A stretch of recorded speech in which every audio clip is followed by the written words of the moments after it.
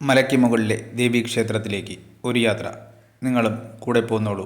വിശ്വാസങ്ങളുടെ നാടായ ഗോവയിലെ ശ്രീ കാമാക്ഷി ക്ഷേത്രം ഷിരോദ എന്ന മലയിലെ മനോഹരമായൊരു ഗ്രാമത്തിലെ കുന്നുകൾക്കിടയിലാണ് ഈ ക്ഷേത്രം സ്ഥിതി ചെയ്യുന്നത്.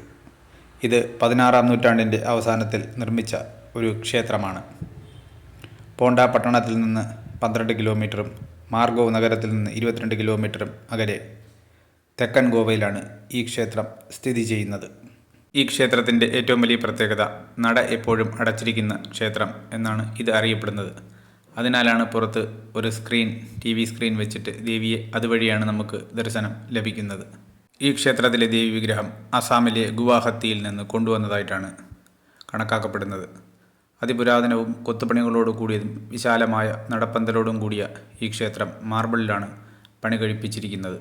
പോണ്ട പട്ടണത്തിൽ നിന്ന് 12 കിലോമീറ്ററും മാർഗോ നഗരത്തിൽ നിന്ന് 22 കിലോമീറ്ററും മാറിയാണ് കുന്നുകൾക്കിടയിലെ ഗ്രാമം എന്നറിയപ്പെടുന്ന ഷിരോദ ഗ്രാമം ഉള്ളത്. ഇവിടെയാണ് ഈ കാമാക്ഷി സൻസ്ഥാൻ. ഇപ്പോൾ ഇവിടെ സമയം 6:45 മണിയായി. നേരം ഇവിടെ ഇരുട്ടിയിട്ടില്ല. എന്നാൽ ഇവിടെ 7 മണി 7:15 ശേഷം മാത്രമേ നേരം ഇരുട്ടുകയുള്ളൂ. അതിനാൽ ഭക്തരൊക്കെ അതിനുശേഷം മാത്രമേ കൂടുതലായും എത്തിച്ചേരത്തുള്ളൂ. അമാവാസി ദിവസങ്ങളിലാണ് ഇവിടെ അധികം തിരക്ക് അനുഭവപ്പെടുന്നത്. ഈ ക്ഷേത്രത്തിൻ്റെ ശില്പചാരുതയും കൂടി ഞാനൊന്ന് വിശദമാക്കാം.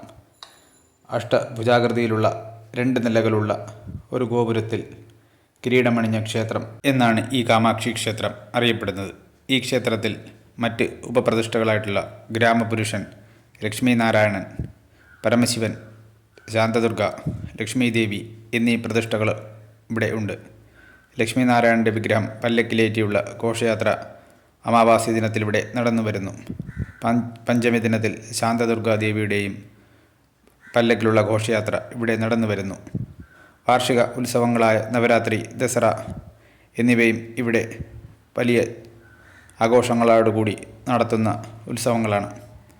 ഉത്സവവേളകൾ നടക്കുന്ന ദിവ്യഘോഷയാത്രയിൽ അനേകം വിവാഹിതരായ സ്ത്രീകൾ സന്ധ്യാസമയത്ത് മൺചിരാതുകൾ തെളിയിച്ച് ക്ഷേത്രത്തിന് ചുറ്റും വലം വയ്ക്കുന്ന ചടങ്ങുകളും ഇവിടെ ഉത്സവത്തിൻ്റെ ഭാഗമാണ്.